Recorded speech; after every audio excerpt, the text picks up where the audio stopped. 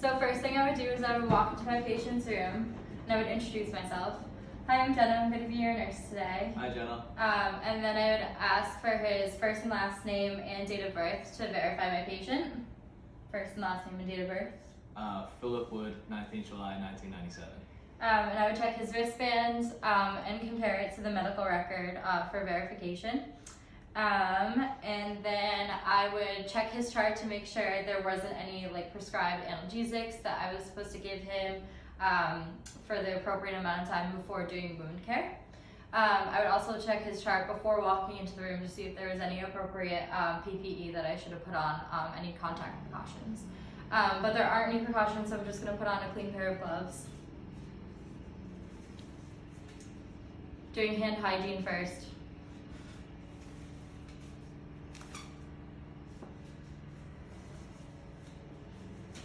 And I would just remove whatever bandage was on the wound initially. And things that I would look for when initially looking at the wound is types of drainage, if it had any blood or yellowish drainage coming out of it, and I would document how much, what it looked like, if there were any strange odors coming from the wound, that type of thing.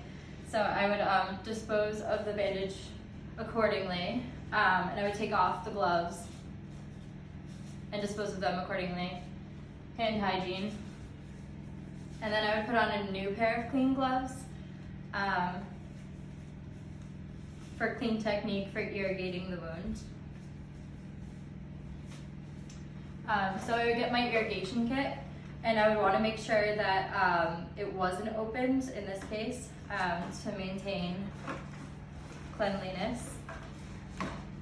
I'm going to take a pad and put it shiny side down underneath the wound. Go ahead and lift your arm. And then I would take a bottle of saline. I would check the date on it to make sure it wasn't expired. And this one was already opened, so I would want to lift the solution and pour off a little bit of it before pouring it into my irrigation bottle.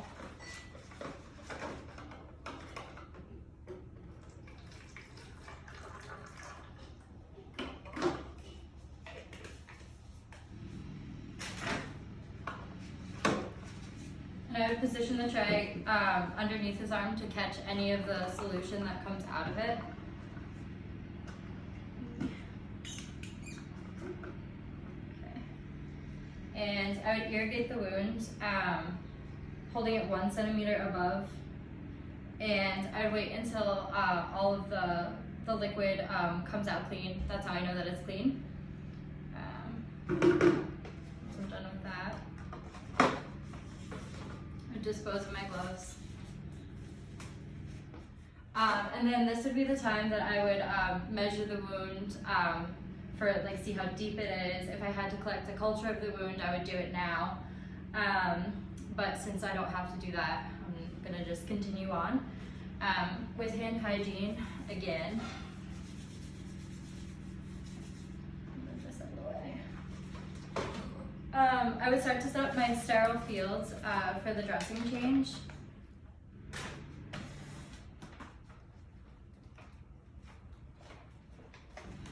And only touch the 1-inch border around the sterile field.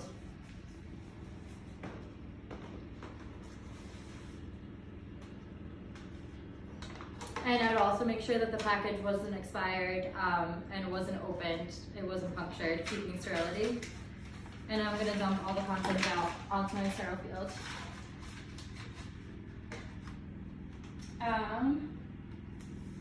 And now I can put on my gloves.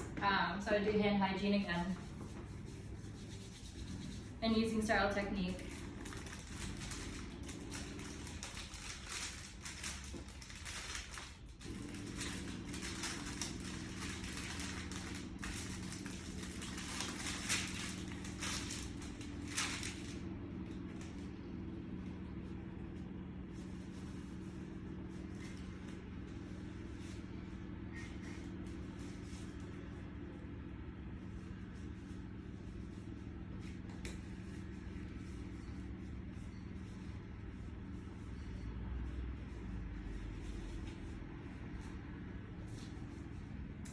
And I can get rid of this now.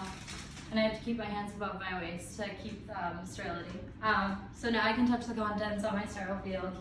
And if this was in the lab, I would then do the same thing that I did with the solution before, lip it and put the contents in the sterile tray. And I would put 2 gauzes in there so that you could pack the wound later. But we're just gonna do a dry dressing for this video.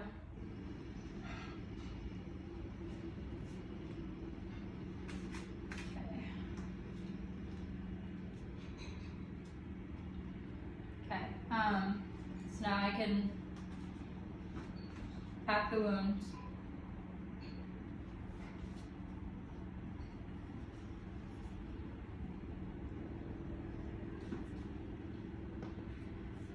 And cover it using the pad.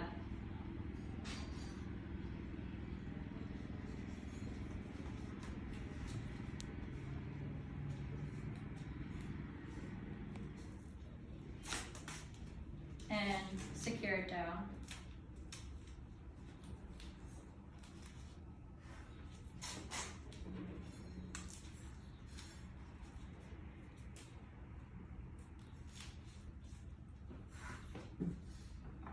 And then I can take off my gloves, dispose of them properly, hand hygiene, and then document what I just did.